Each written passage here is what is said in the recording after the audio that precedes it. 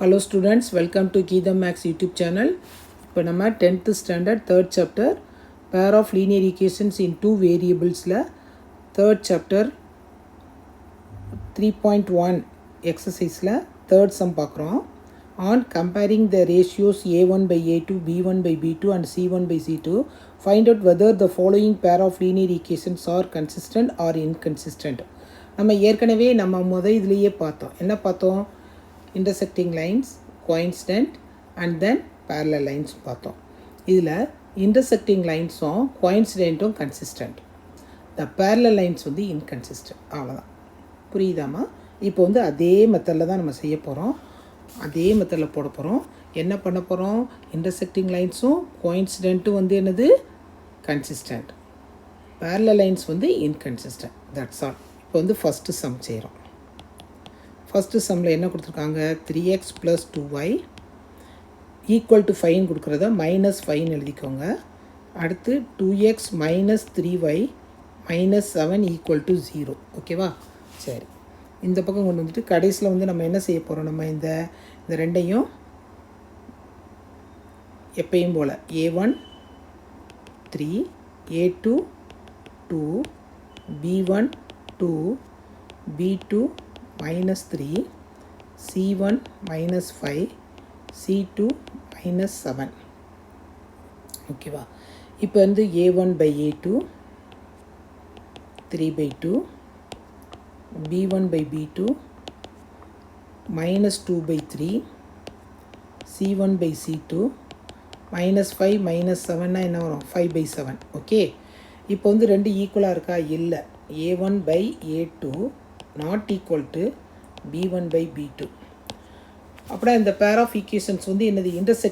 intersecting நம்ம ஏற்கனவே படித்தது intersectingனு. அப்புறம் என்னது? இந்த pair of lines intersectingகாக இருந்துச்சுன்னா this is the unique solution. unique solutionனா is a consistent. ஓகேவா? இது அடுத்த கொஸ்டினில் வந்து கேட்பாங்க. இது என்ன சொல்யூஷன்ஸ் கேட்பாங்க. அதுக்கு தான் இப்போயே சொல்லிடுறேன். ஆனால் நம்ம கொஸ்டினில் இங்கே கேட்டது கன்சிஸ்டன்ட் ஆர் இன்கன்சிஸ்டன்ட் கேட்டிருக்காங்க. இது வந்து என்னது? intersecting lines நம்மளுக்கு தெரியும். intersecting lines இருந்துச்சுன்னா the pair of linear equation is consistent. வேணா எழுதிக்கோங்க, தப்பு இல்லை. the pair of linear equation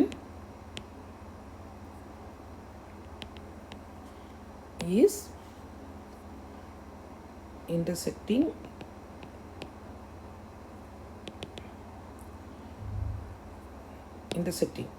தானே? அது வந்து நம்ம ஏற்கனவே படித்தது. ஆனால் இங்கே வரும்போது இது வந்து என்னதுன்னு கேட்டிருக்காங்க. It is a consistent. Okay, அடுத்து நெக்ஸ்ட் சம் பாருங்கள். நெக்ஸ்ட் சம் வந்து இதே போல் தான். நெக்ஸ்ட் சம்மும் இதே மாதிரி நம்ம வந்து செய்கிறோம். நெக்ஸ்ட் சம் செய்யும்போது என்ன வரும்? நம்மளுக்கு அந்த சம்மை வந்து ஃபஸ்ட்டு எழுதிக்குவோம். சம் வந்து என்ன கொடுத்துருக்காங்க? 2x - 3y = 8. = 8னா என்ன அர்த்தம்? 2x - 3y - 8 = 0. ஓகேவா? அடுத்து என்ன கொடுத்துருக்காங்க? 4x - 6y = 9. இது எப்படி எழுதலாம்? 4x - 6y - 9 = 0. இந்த சம் இம்பார்ட்டன்ட் போட்டு வச்சுக்கோங்கம்மா. சரி, இப்போ வந்து இந்த சம்மில் வந்து நம்ம அதே போல் தான் a1 ஃபஸ்ட்டு எழுதுகிறோம். a1 வந்து எழுதும்போது என்ன வருது நம்மளுக்கு?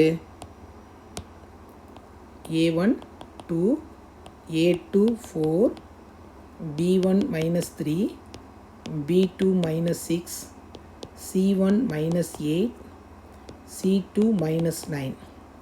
இப்போ a1 by a2 2/4. அப்புறம் என்னது? 1/2. b1 by b2 -3 by -6, again 1/2, minus into minus plus, c1 by c2 -8 by -9. இதில் வந்து a1 by a2வும் b1 by b2 தான் ஈக்குவலாக இருக்குது. கடைசி இது வந்து not equal, c1 by c2. நாட் ஈக்குவல்னால் என்ன அர்த்தம்? Is a parallel lines. The lines are parallel. Therefore the lines are parallel இருந்துச்சுன்னா inconsistent.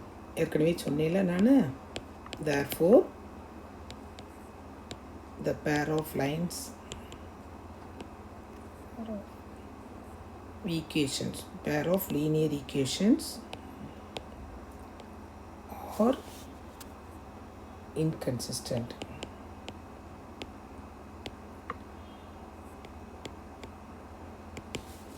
இதுக்கு வந்து நோ சொல்யூஷன், பேர் ஆஃப் இது பேரலல் லைன்ஸ்க்கு வந்து நோ சொல்யூஷன்ஸ் இருக்கும். ஓகேவா? சரி, இப்போ வந்து தேர்ட் சம் போகிறோம். தேர்ட் சம்மில் வந்து என்ன கொடுத்துருக்காங்கன்னு பார்ப்போம். தேர்ட் சம்மில் இதே போல் தான். தேர்ட் சம்மில் வந்து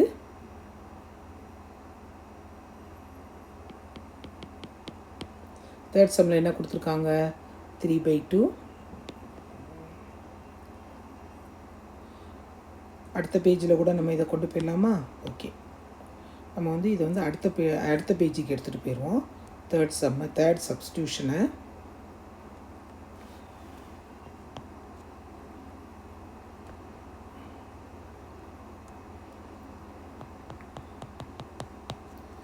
three by two x plus 5/3y equal to 7. இது எப்படி எழுதலாம்? 3/2x plus 5/3y minus 7 equal to 0ன்னு எழுதலாம். அடுத்து என்ன கொடுத்துருக்காங்க? 9x minus 10y equal to 14 கொடுத்துருக்காங்க. இது எப்படி எழுதலாம்? 9x minus 10y minus 14. Right hand சைடில் உள்ளது லெஃப்ட் ஹேண்ட் சைடு வரும்போது ஆட்டோமேட்டிக்காக சிம்பிளும் சேஞ்ச் ஆகிரும். A1 வந்து என்னது? 3/2. B1 வந்து 9. சாரி, A2 வந்து 9. A2 வந்து 9. B1 வந்து 5/3. B2 வந்து மைனஸ் 10. C1 வந்து மைனஸ் 7. C2 வந்து மைனஸ் 14. இப்போ வந்து A1/A2 3/2 இன் 9 கேன்சல் பண்ணினா 3. அப்புறம் என்ன வந்து 1/6 கம்மா போட்டுக்கோ. அடுத்து வந்து என்னது? B1/B2 5/3 இன்ட்டு மைனஸ் 10 கேன்சல் பண்ணால் 2. அப்புறம் மைனஸ் 1/6.